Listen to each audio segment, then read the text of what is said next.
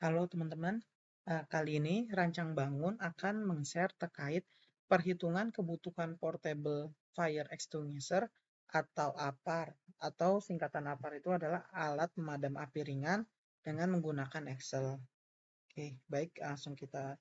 Oh ya, sebelumnya disclaimer bahwa channel Rancang Bangun betulnya untuk berbagi informasi sebagai rujukan atau referensi. Jika ingin dijadikan referensi, informasi yang ditampilkan harus diuji keabsahan dengan orang yang ahli dalam bidang tersebut, serta buku atau sumber lain yang sudah teruji. Pemilik channel Rancang Bangun tidak bertanggung jawab atas segala kerugian yang timbul karena tindakan yang berkaitan dalam pemanfaatan informasi pada channel Rancang Bangun.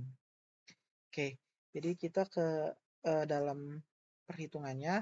Nah, di sini, jadi kalau misalkan standar yang digunakan itu biasanya merunut ke FPA 10, yaitu standar for portable fire extinguisher. Nah, di dalamnya ini ada klasifikasi kelas kebakaran berdasarkan NFPA. Jadi di dalamnya apa? Ada kelas-kelasnya, yaitu mulai dari kelas A, B, C, D, dan K. A sendiri merupakan kelas kebakaran pada benda yang mudah terbakar yang menimbulkan arang atau karbon. Contohnya kayu, kain, kertas, karet, dan jenis-jenis kain lainnya. Nah, jenis pemadamnya ini kita bisa menggunakan tipe APAR yang air, uap air, pasir, busa, CO2, serbuk kimia kering, atau cairan kimia. Untuk yang kelas B yaitu kebakaran pada benda cairan dan gas yang mudah terbakar. Contohnya itu bahan bakar, bensin, lilin, minyak tanah. Nah, alat pemadamnya itu berupa CO2, serbuk kimia kering, dan busa. Kalau misalkan yang C itu kebakaran pada benda yang menghasilkan listrik atau yang mengandung unsur listrik. Nah, itu alat pemadamnya berupa CO2, serbuk kimia kering, dan uap air. Kalau yang D itu terkait kebakaran pada logam yang mudah terbakar. Contohnya itu sodium, litium, radium. Nah, ini kita menggunakan serbuk kimia sodium klorida dan grafit. Nah, lalu untuk K itu adalah kebakaran pada bahan masakan. Contohnya itu nabati, lemak hewani, serta lemak. Nah, itu kita menggunakan cairan kimia dan CO2. Oke, jadi tadi kan kita mengenai klasifikasi ya. Lalu di dalam NFPA itu juga dijelaskan terkait klasifikasi tingkat resiko bahaya kebakaran. Mulai dari bahaya rendah, low hazard, sedang, ordinary hazard, dan tinggi, high hazard. Nah, low hazard ini sendiri merupakan kantor, ruang kelas, kamar hotel, dan lainnya. Kalau misalkan bahaya sedang itu seperti gudang, showroom, dan lainnya, serta tingkat bahaya tinggi itu seperti bengkel, SPBU, gudang, pabrik, dan lainnya. Jadi yang menimbulkan kerugian semakin tinggi, misalnya SPBU meledak, itu juga kan ini ya. Terus gudang-gudang atau pabrik yang menyimpan produk-produk yang tadi seperti ada pada bahan masakan seperti lemak dan lain-lain. Itu termasuk di bahaya tingkat tinggi atau high hazard. Oke, jadi ini ada contoh kasusnya. Nah, di sini ini kita gunakan contoh kasusnya berupa bangunannya itu bangunan kantor. Lalu luas bangunan itu 15 kali 8 meter, 15 meter kali 8 meter atau 120 meter persegi. Nah, klasifikasinya ini karena ini kantor, maka kita gunakan yaitu uh, ini ya, kelas A. Kenapa kelas A? Karena di dalam kantor itu isinya kan paling berupa kayak kertas ya, kertas, kain, dan bahan-bahan lainnya ya. Ini jadi kita klasifikasikan untuk kelasnya itu kelas A. Nah, terus habis itu untuk klasifikasi tingkat resikonya ini karena dia termasuk low hazard, karena dia kantor, maka termasuk low hazard. Jadi kita kategorikan termasuk tingkat bahaya rendah atau low hazard. Oke. Nah, ini jadi di dalam NFPA 10 ini terdapat luas area maksimum yang dapat dilindungi oleh APAR. Nah, dalam satuan feet persegi.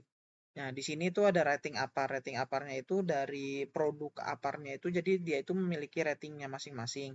Itu mulai 1A, 2A, 3A, 4A, 6A, 10A, 20A, 30A, dan 40A. Nah, untuk tingkat bahaya rendah, tingkat bahaya sedang, dan tingkat bahaya tinggi, dia ini memiliki masing-masing luas area maksimum yang dapat dilindungi. Jadi kalau misalkan yang 2A ini 6.000 feet persegi. Kalau 4A terhadap tingkat bahaya sedang ini 6.000 meter persegi. Kalau misalkan yang kayak 20A itu terhadap tingkat bahaya tinggi 10.000 meter persegi. Nah, ini juga eh, ini saya buat untuk dalam bentuk meter perseginya. Jadi satuannya itu adalah 1 feet persegi itu sama dengan 0,0929 meter persegi. Jadi 1 meter persegi sama dengan, tinggal dibagi aja nih. Jadi 1 dibagi 0,9 ini. Nah, ini kita dapatin 1 meter persegi adalah 10,764 feet persegi. Nah, jarak apar kelas A itu masing-masing itu 75 feet atau 22,9 meter. Oke. Nah, jadi ini misalkan kita buat secara tabulasinya nih. Misalkan jumlah kebutuhan apar. Nah, ini ruangannya ruangan kantor, terus klasifikasi kelas kebakaran A, klasifikasi tingkat resikonya ini tingkat bahaya rendah, luasnya ini 120. Nah, kelas aparnya ini kita gunakan yang 2A. Kita gunakan 2A. Nah, maka secara area yang dapat di-cover itu adalah ini saya buat dalam satuannya feet persegi dan dan atau meter persegi ya. Jadi 6.000 feet persegi atau 557 meter persegi. Nah, ini jumlah kebutuhan aparnya itu cuma satu. Karena apa namanya? Kan luasnya 120 meter, ini luas, sorry. Ini luasnya kan 120 meter persegi ya. Sedangkan untuk satu apar aja itu untuk ratingnya 2A, dia itu bisa mengcover 557 nih. Jadi kebutuhannya cukup satu. Nah, ini misalkan kan kantor satu ya. Ini kita contoh lagi, misal kita buat kantor eh, dengan ini juga klasifikasinya A, tingkat bahayanya juga sama rendah, tapi luasnya kita rubah. Misalkan luasnya itu di luasan 700, sorry, 70, gede banget ya. Tapi ya contoh aja lah. 1000 kali 700. Misalkan luasan kantornya itu 700 meter persegi ya. Ini misalkan di lobinya lah. Lobi kantor. Ini lobi kantor. Lobi kantor kan biasanya gede ya. Lobi kantor. Nah, terus ini biar enak. Oke. Nah, oke. Nah, ini untuk kelas aparnya sendiri bisa aja kita gunakan 2A lagi. Misalkan kita buat 2A. Nah, 2A itu area yang tercover adalah di sini 6.000 atau 557. Nah, karena ini luasannya 700 meter persegi, maka kita bagi nih 700, kita bagi 557. Ini kan sebenarnya ini ya. Nah, ini kita round up aja. Round up.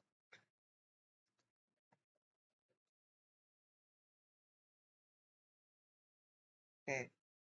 Eh, sorry. Ini kita bagi.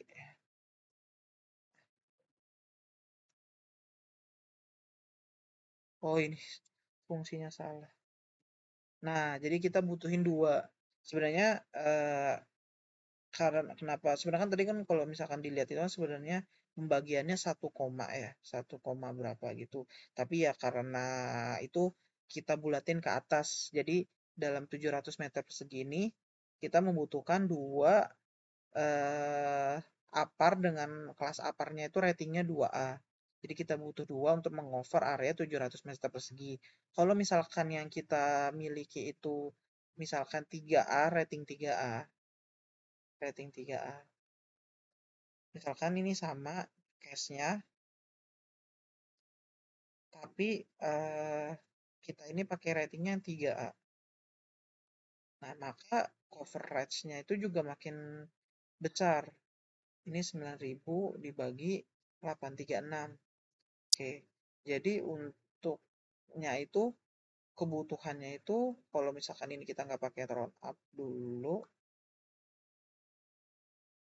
berarti kan 700 sorry, 700 dibagi 836. Ini kan butuhnya 0,837 ya. Nah, ini bisa kita bulutin aja, kita gunain fungsi round up.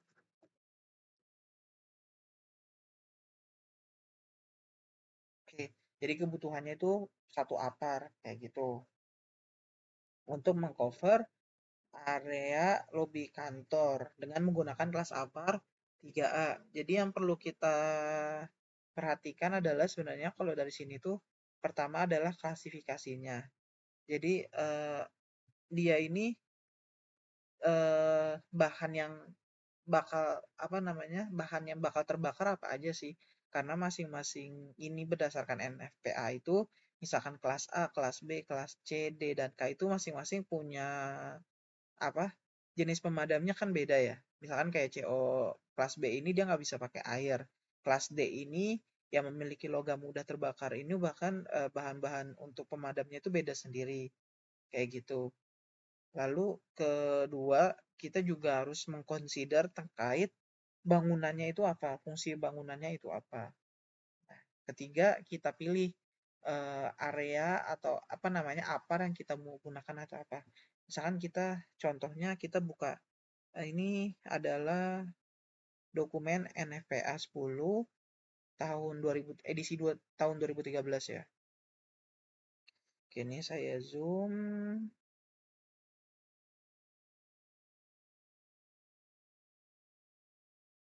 Sebentar, ini kita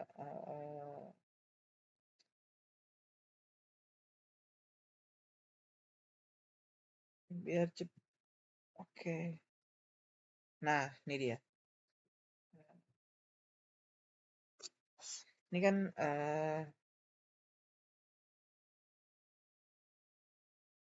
jadi itu apa namanya? Di sini kan ada kelas A ya. Sorry.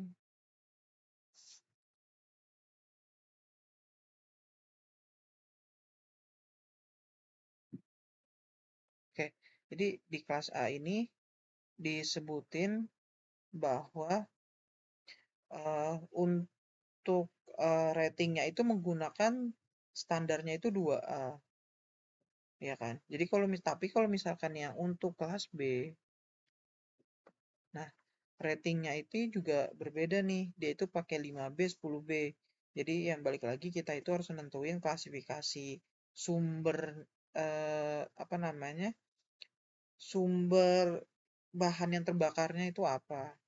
Karena masing-masing memiliki proteksinya yang berbeda-beda. Begitu.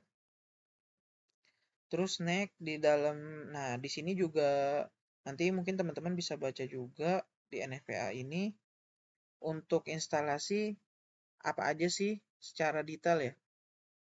Kelas A hazard itu apa aja. Lalu setelah itu ada juga terkait kelas B. Nah ini kelas B.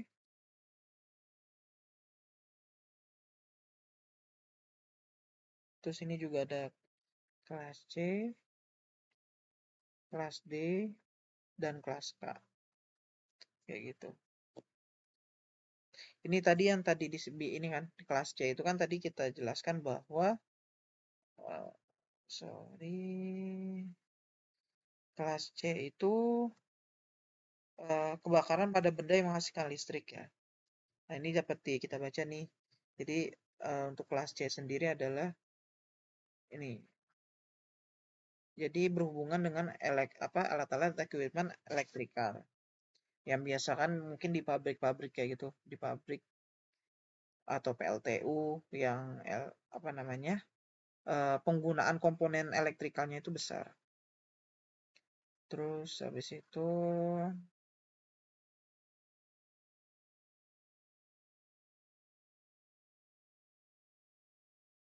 oke, ini next.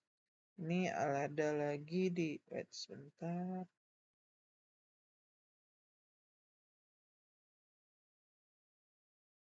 Nah, ini juga, ini yang tadi nih, terkait area maksimum. Area maksimum berdasarkan square feet yang dapat diproteksi. Hmm, ini juga apa namanya harus kita consider. Nah, kalau ini terkait area kebutuhan yang dapat di cover, nah ini tabel yang satu lagi ini adalah quantity berdasarkan area. Nah, jadi di sini udah disebutin nih, misalkan areanya 10.000 feet persegi. Kita mau gunain ratingnya itu 2A berdasarkan like hazard ya. Berarti kategori rendah ini berarti kita butuh 2. Kalau 3A berarti 2. Kalau 4A berarti 1 kayak gitu. Jadi ini juga kita bisa gunain tabel yang ini ataupun tabel yang ini. titik 3.6 untuk menentukan kebutuhan dari extinguish apa namanya APAR untuk kelas A.